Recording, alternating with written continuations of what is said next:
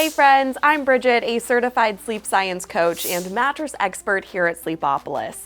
And today I'm going to be reviewing the Nectar Mattress. I'm going to put it through a variety of tests and let you know how it does on our Sleepopolis scorecard. But before we dive in, here are some quick facts you should know about the Nectar.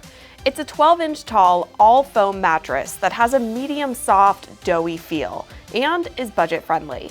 The Nectar ships for free and comes with a 365-night trial, free returns, and an impressive lifetime warranty.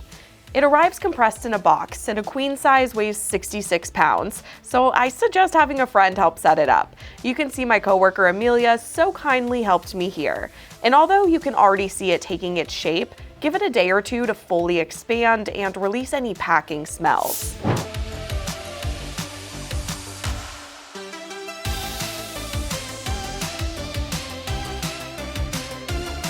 Our first test is a really important one if you share the bed with a partner or a pet, checking for motion isolation.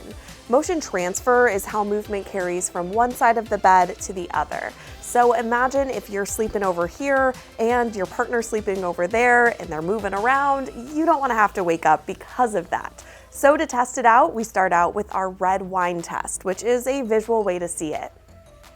I put a glass of wine on one side and moved around on the other side to see how it affected it. And the Nectar did a really good job. And then I had a coworker come in and move around on the other side and see how much movement of hers I could feel. And I really didn't feel much. So overall, I'd give the Nectar 4.5 stars for motion isolation. Next up is our edge support test. Edge support shows how well the perimeter of a mattress can support weight. So it's good if you like to sit or sleep near the edge of the bed, and is also really helpful for couples who want to use the full surface area of a mattress. To start the test, I sat on the edge and moved around, and I felt okay here. Then I laid and moved around on the edge of the bed. It felt pretty supportive, which impressed me for being an all-foam mattress. So overall, I'd give it 3.5 stars for edge support. Next up, the pressure map test. Although I can tell you the Nectar has that slow-moving foam, which is great for pressure relief and filling in the lumbar region, the pressure map takes it a step further. It uses heat mapping technology to show where pressure is building across my body when I lay on the Nectar. So here's what you need to know when you're looking at these images. Blues and greens are good and show low pressure, oranges and reds are bad and show high pressure. You're going to want to see low pressure around your back, hips, and shoulders if you sleep on your side or back. And when I laid on my back, I saw blue and green pretty much all throughout. On my side, there was pretty much all blue and green with a little bit of yellow around my hip and shoulder. So overall, I give the Nectar 5 stars for pressure relief for back sleepers and 4 stars for pressure relief for side sleepers. I'll add it's not really about pressure relief when it comes to stomach sleepers. We're about to cover them more next. Now I want to go over the different sleeping positions and how I feel they all do on the Nectar mattress. No matter what position you sleep in, you're going to want to have your spine in alignment.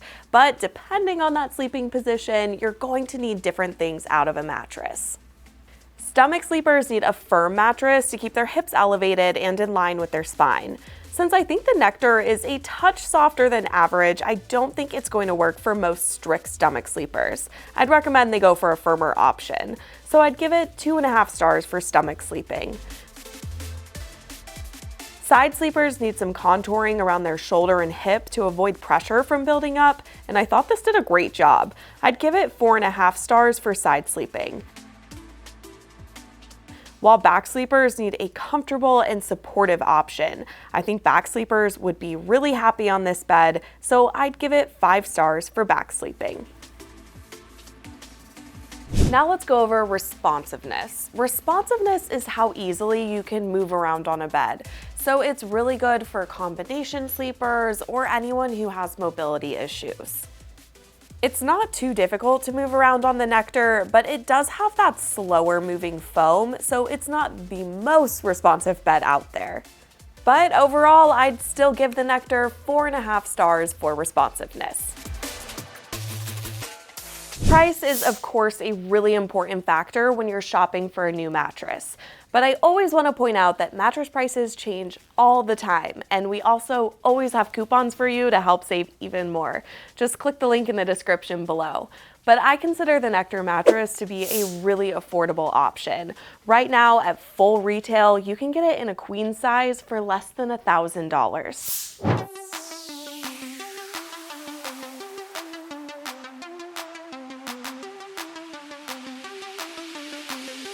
Okay, so now that we've made it through all of our tests, I want to give the Nectar mattress one final score. So along with everything we've covered in this video, I'm also going to rate it on different components like its cooling abilities, its warranty, its materials, and more. And when I put it all together and crank the numbers, I give it a final score of 4.25 out of 5. All right, I hope you found this mattress review helpful. If you have any more questions about the Nectar, want to learn more about other mattresses or sleep products, just head over to sleepopolis.com. And don't forget to hit that subscribe button before you head out. All right, I'll see you next time. Bye.